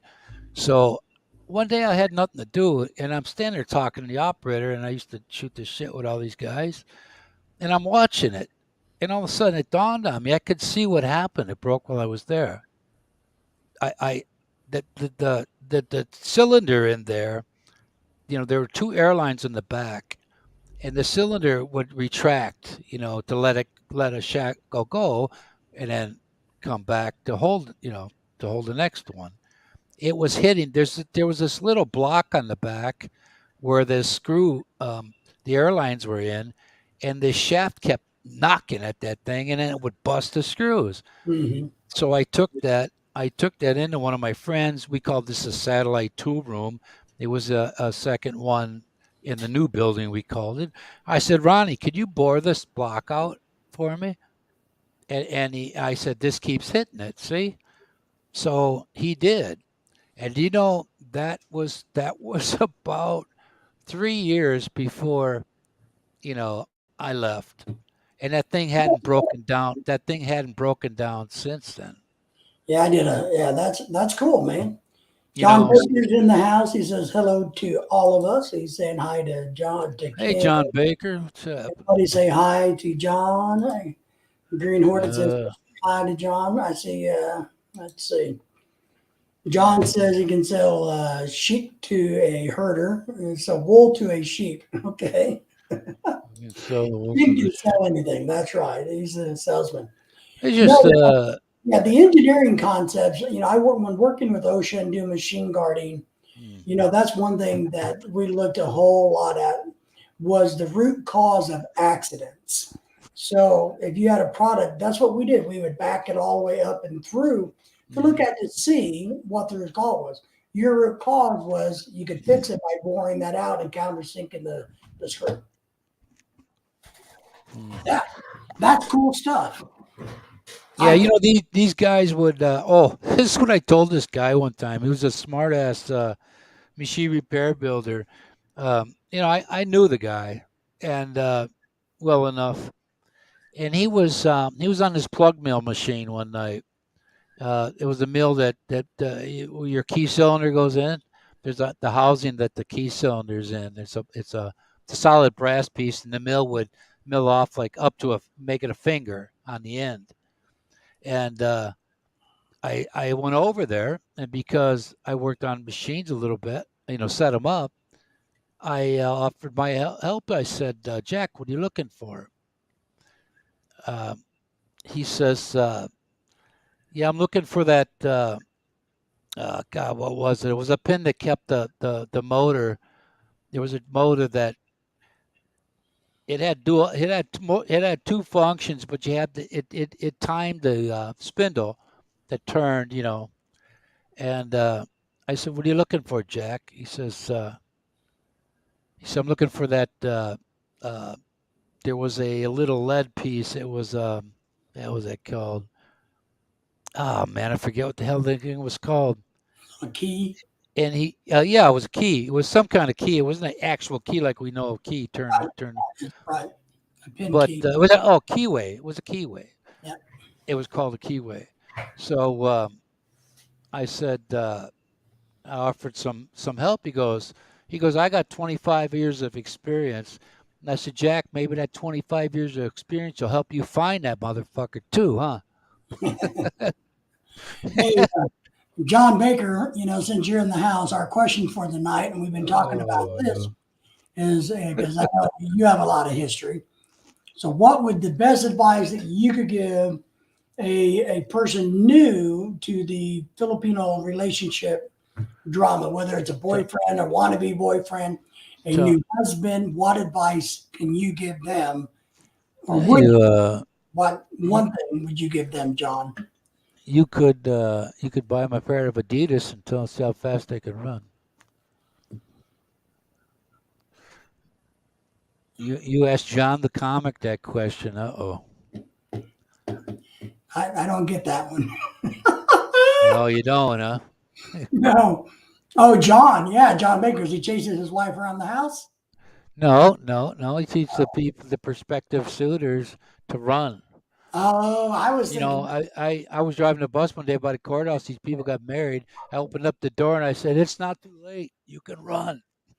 Oh, I think you were going with the fact that John always talks about how he's chasing his wife around the house. But that was He before needs that, a though. pair of Adidas. You got to keep. That's where I thought you were going with that. You got to keep up, David. Well, I'm old, man. I'm I'm old, and older than you. What are you talking about? which I'm makes right you here. really old. I You see think how I that works? I think I hope I'm not the oldest one here. Hey Uh, James. Tim's older than you. Hey James.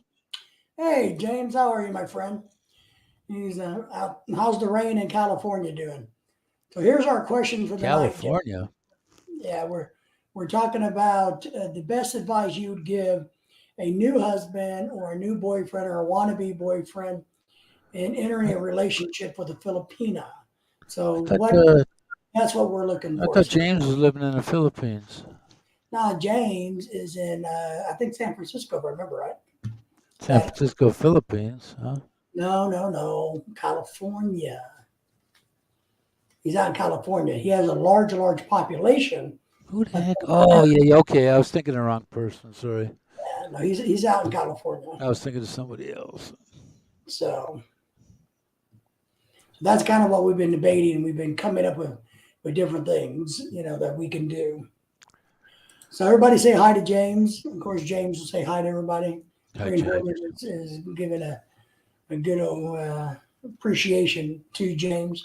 James, if you guys didn't know, was one of my literally first one or two subscribers. What's that? James, right here, Hmm. he was like my first one or two subscribers. Oh yeah. Yeah, seriously. Seriously. I don't know who the That's others what I were. said. Oh yeah. Yeah, I'm not debating it. yeah, pretty cool, right? So Yeah. Tim's been in the Philippines 10 years, over 10 There years. you go. So he. He's You he's, he's dealt with all well, the drama. some people have to actually spend time somewhere else to be able to understand and how to deal with it. But if you know people and cultures, then it's a lot less a lot less stress on you. And uh plus when you're the guest, man, you're in the background. I'm observing. I mean, if you go over somewhere and you just start talking your ass off, you're not taking anything in. I agree. But that's what a lot of people do. But listen, anybody out there, you learn things by observing, being observant. You learn by listening You and know? observing what other people do that works and doesn't work. Yeah, yeah, It's yeah. important in a learning context. I've effed up enough. I know it works. Yeah. But you also know what doesn't work. The real key to learn and to be better is to know what doesn't work.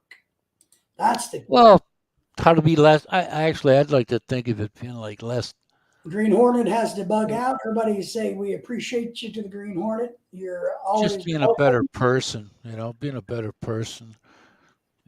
I had a prime example of what was the wrong way of being, and that being my dad. So and that's just not. It's not. It's more than sour grapes. Believe me. I like James. James says he has a friend who's 70. Says he Yeah. doesn't want to babysit somebody from a third world country, but he likes Mm. Filipinos. But he says sometimes their heads are hard. You got No. that Yeah. right. They are right out the gate. You you could make a joke today, like right now, with your wife listening, and we'll all laugh about it. And then 3 or 4 months down the road, all of a sudden, hey, what was that? What did you mean by that? All this time it's been festering. Yep. And So, a few good friends that and we're all the same way. I think the key is to have a good couple of friends to rely on. mm, And of course, Tim was saying hi to James. But absolutely, I mean, I look, James. They are extremely hard headed. My wife is.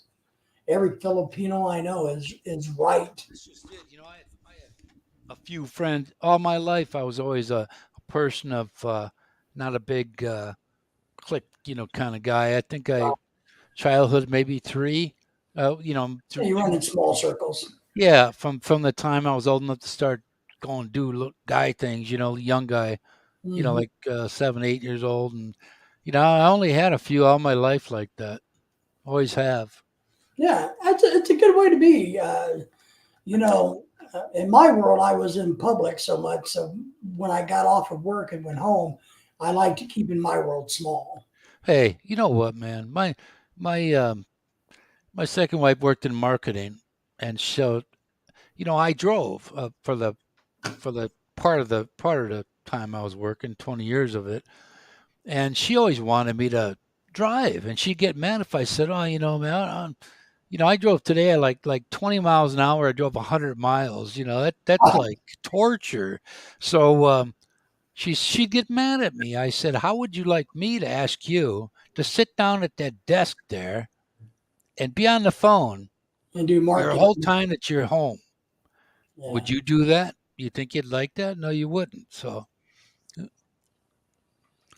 So James, that's beautiful out there, James. I was out there in '99, I think. I went over the Bay Bridge, and the 3 o'clock in the afternoon was fog, total fog. It was San Francisco, yeah, been raining, thunder, lightning today. The urban beautiful, man. hobos and homeless have been making Mm. lives miserable here. And Yeah, that's right, Ken. 20%. Yeah, you know, use your mouth to yeah, that's right. That's it.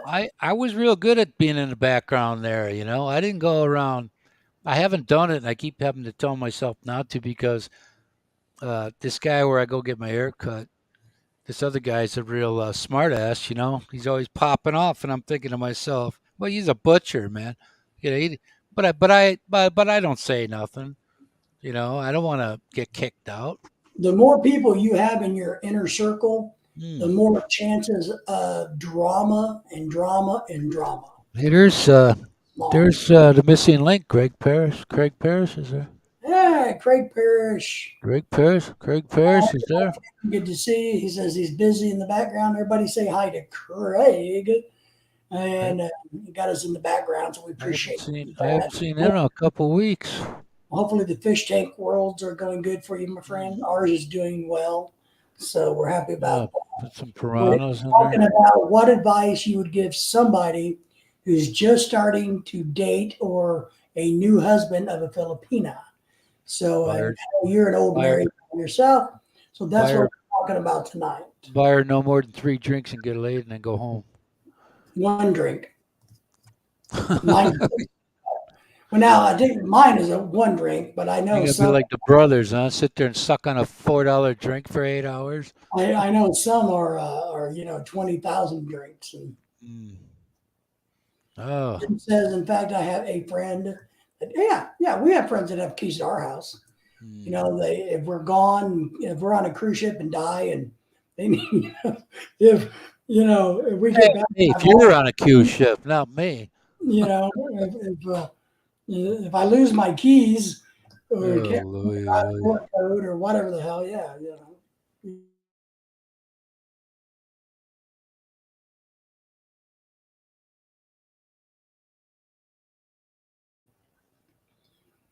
Not many people we can trust. Craig says, yeah, you didn't stream last Saturday night. You mean last Friday night or Saturday night? To you, Tony. Yeah, he Friday night, he didn't stream because he kept messing his computer up, Craig. So I kind of did it for him. I did it, on his behalf.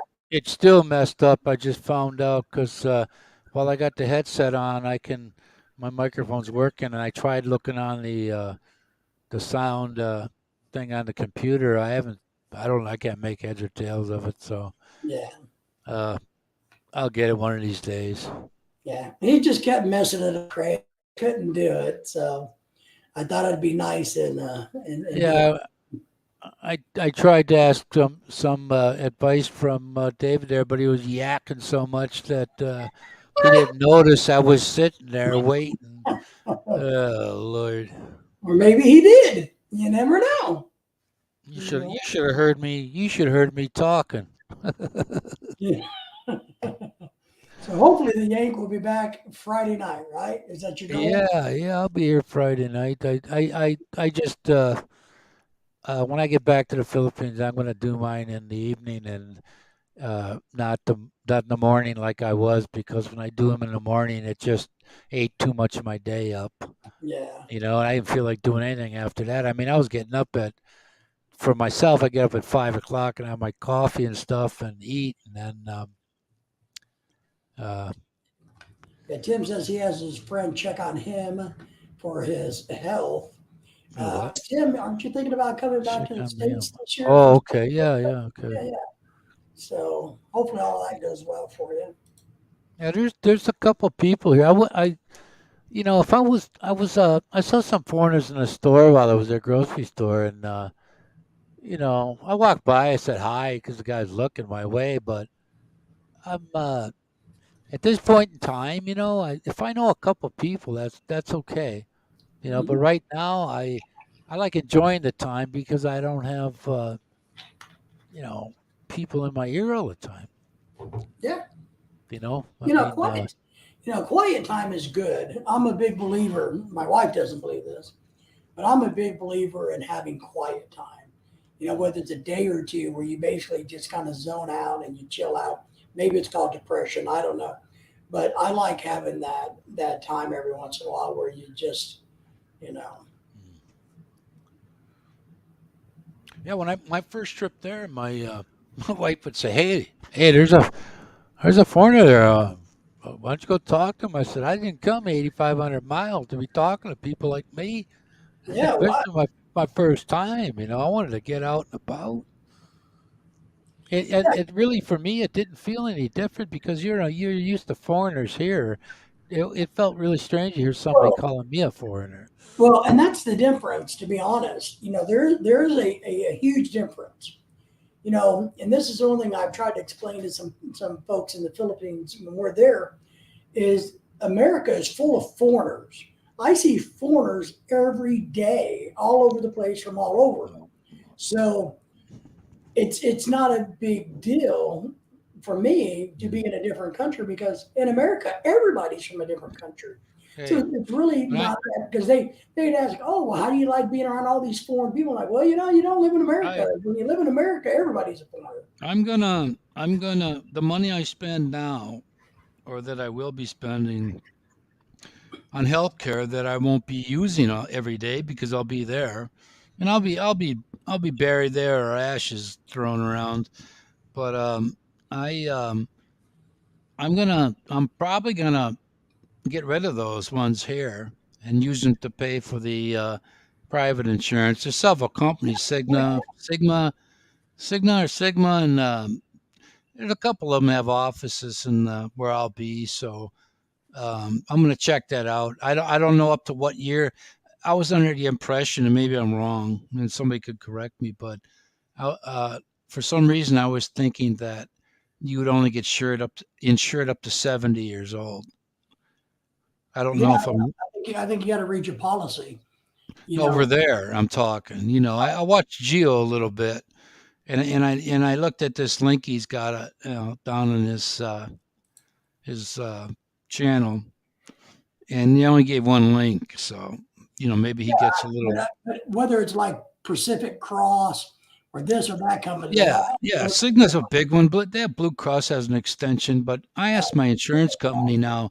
I didn't tell him I'd be living there, but I said, hey, if I was over there and I had a heart attack and they had to do surgery, would I get, would it be covered? And the lady said, yeah. So I'm thinking what they would probably, I might get away with the first one, but if they find out that they look, hey, this guy checked in here January 1st of 5 years ago, he's more than visiting there, isn't he? So, James says the best advice for somebody mm, getting married is don't send your money to the Philippines. James, I'm going to tell you, my friend, that has been the number one answer all night long. yeah. The money It, issue, and number one. that isn't meant that for me. For me, I don't mean that sarcastically or Well, or mean about it, but I have priorities, and for me and my family, and if they can't understand that, then that's their problem. But I really don't owe an explanation of that to anyone, but yet I do. I all mean, right. yet I try Hello to. to the dog. You got to say hello to the dog, everybody. And fresh with the dog, Daisy, Yeah, that's Daisy, the poo poo eater. poo poo eater, and then you put your mouth right up there, man. Oh, don't Uh, be making fun of my dog.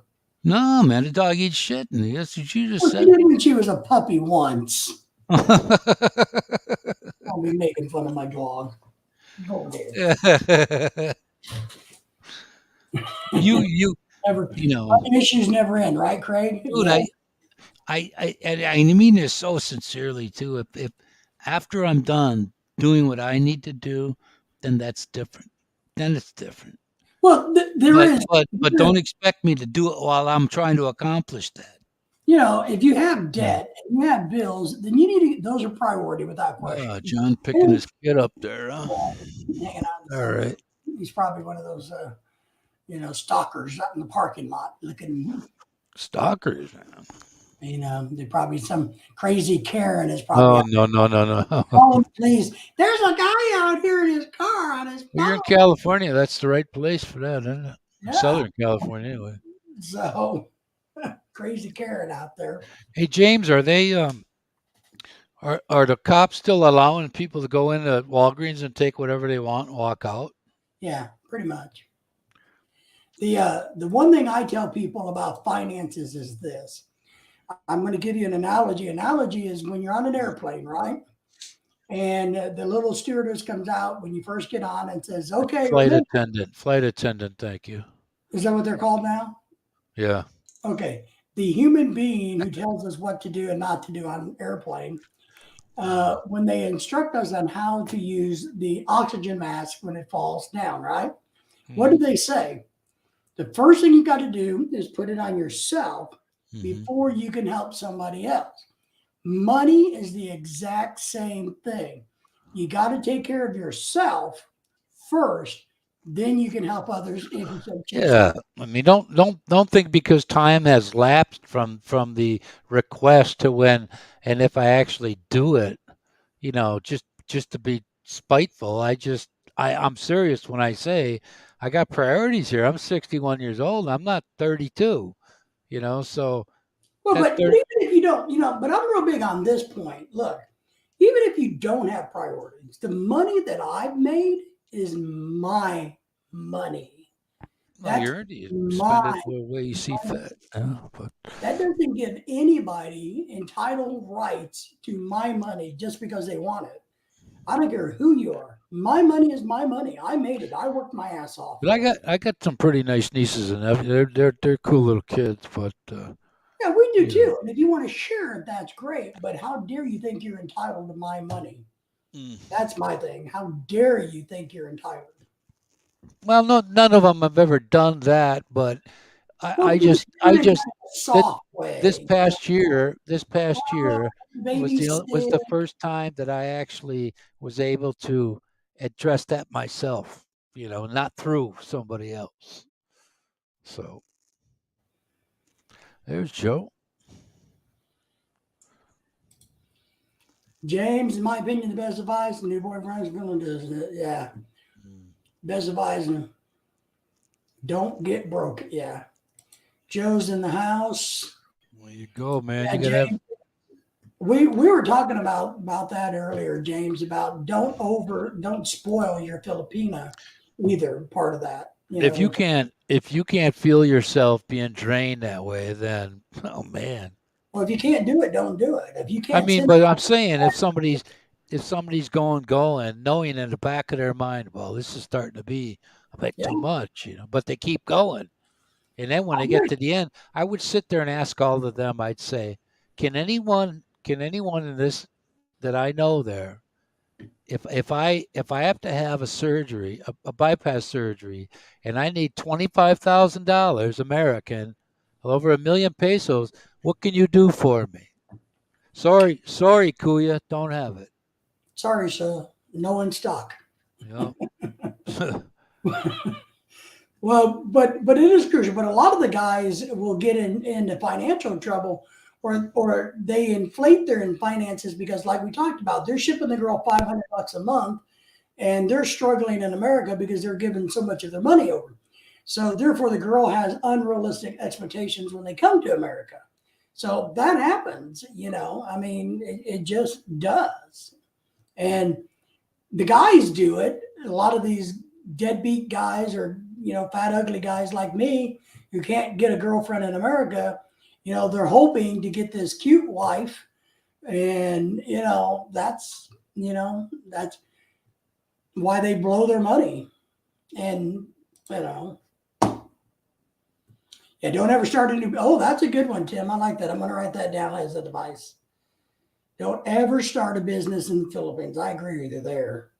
We were approached multiple times, and I just was like, yeah, no, that ain't gonna happen.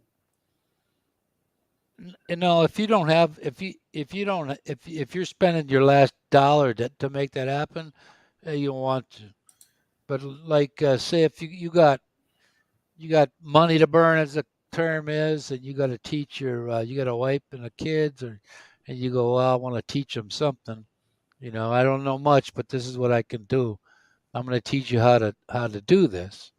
And so you either use it here or you can go somewhere, but you'll always know it. You always have value. You know, always. When I was in a factory there, if I could get a forklift license, I had to get because I got into this other job part time there. When the regulars were gone, and so it made me more valuable. So now, as trivial as it seems, I could go somewhere else and go, yeah, man, I've driven a forklift. Well, if that's the only job they got, and you've never done it, Yeah, you know? I love what Tim is saying here. The best way to become a millionaire in the Philippines is to start with Mm. 2 million. You Yeah, right, because everybody 40,000. is going to come after that.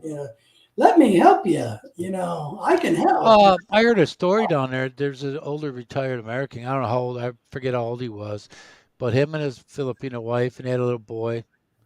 He wasn't all that old, but he had several different businesses, and he carried this uh, bag over his shoulder. You know, the one that goes over your left shoulder, and you got like you The put girl, your wall. Yeah, so he was yeah, making the rounds collecting the money, and somebody killed him and took the money. yeah, When when somebody wants to steal from you, they they will. think nothing of killing you there, Yeah. just because.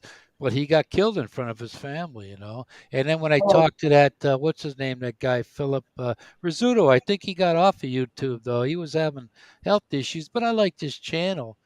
And when he first got there, his wife must have not gave any advice about nothing because he was riding on this scooter with his wife, and he had that satchel or whatever it is, strung, and somebody driving on a motorcycle kept trying to take it. yeah, man He, first. well, he had nothing in there, No, I understand. Yeah. but she never warned him. Hey, And so here, going back to Tim's advice about the never starting a business, the one thing I've actually have told gentlemen over the years is don't ever send money to the Philippines so that your fiance, your girlfriend, or their brother or their mother can start a sorry store or start a little business because it's a scam. It ain't going to happen, and you're that's a going to money pit, man. it's a money pit, and it's just not going to ever produce anything. But I know a lot of guys that I've talked to have messaged me, emailed me, said, "Hey, my girlfriend says that for $1,000 they can piggery and they can make them." Like, yeah, well, they're full of shit too. But so that's a another added to that. All right, gentlemen, it has been 2 hours. We greatly No appreciate way. that for joining us all about the Philippines and much more. That's the new title of our Tuesday night show, all about the Philippines and much more.